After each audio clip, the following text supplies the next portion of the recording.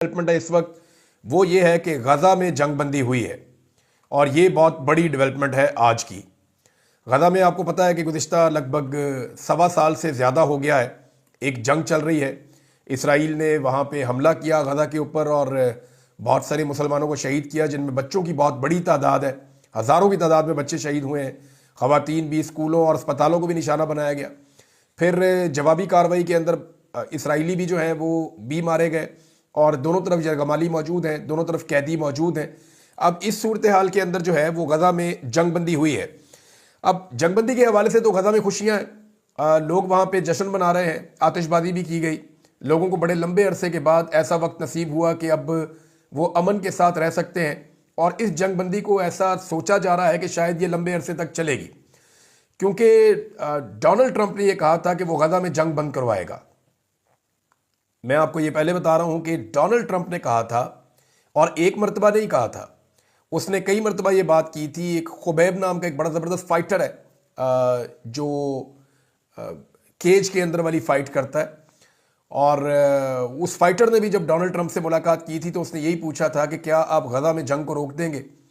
तो उन्होंने कहा जी कि मैं गज़ा में जंग को रोक दूंगा। तो डोनाल्ड ट्रंप ने अपनी कमिटमेंट पूरी की अपने आने से पहले, और इसमें नेतन्याहू किसी सूरत भी इस जंग को रोकना नहीं चाहता था, लेकिन एक तरह से गिच्ची से पकड़ के इस जंग को रोका है डोनाल्ड ट्रंप ने। और जो वार्निंग है, कुछ सोर्सेज के मुताबिक लोग ये क्लेम कर रहे हैं अमेरिका में कि बाकायदा डोनाल्ड ट्रंप की जो नई इंतजामिया है, उन्होंने कहा कि डोनाल्ड ट्रंप के आने से पहले पहले जंगबंदी का ऐलान किया जाए हर हाल में। और नेतन्याहू को मजबूर किया गया वो काम करने के लिए जिसके लिए पूरी दुनिया ने दबाव डाला, लेकिन वो इस काम के लिए तैयार नहीं हो रहा था। अब इस वक्त जो है गज़ा में लोग खुश हो रहे हैं। बहुत बड़ी तादाद में जो इमदादी काफ़िले हैं वो गज़ा की जानिब रवाना हो रहे हैं ताकि लोगों की बहाली का काम किया जा सके। उम्मीद करते हैं कि ये जंगबंदी जो है वो मुस्तकिल होगी और दोबारा गज़ा के अंदर ऐसी सूरत हाल नहीं होगी, और आलमी ताकतें या पूरी दुनिया मिलकर अक़वाम मुत्तहिदा के प्लेटफॉर्म से फ़लस्तीन का मसला हल करेगी। फ़लस्तीनियों को जो है वो उनका हक मिलेगा।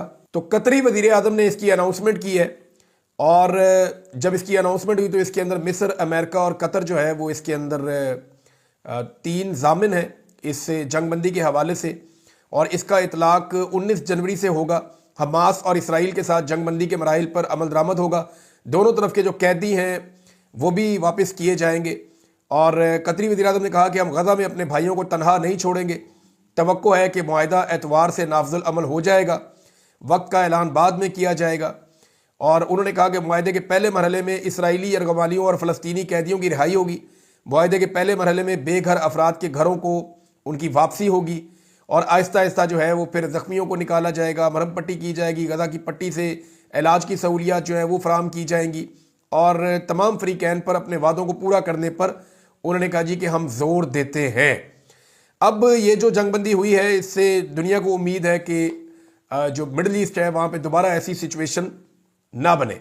डोनाल्ड ट्रंप को एक ख़त पाकिस्तानियों ने लिखा है, वो ख़त क्या है वो मैं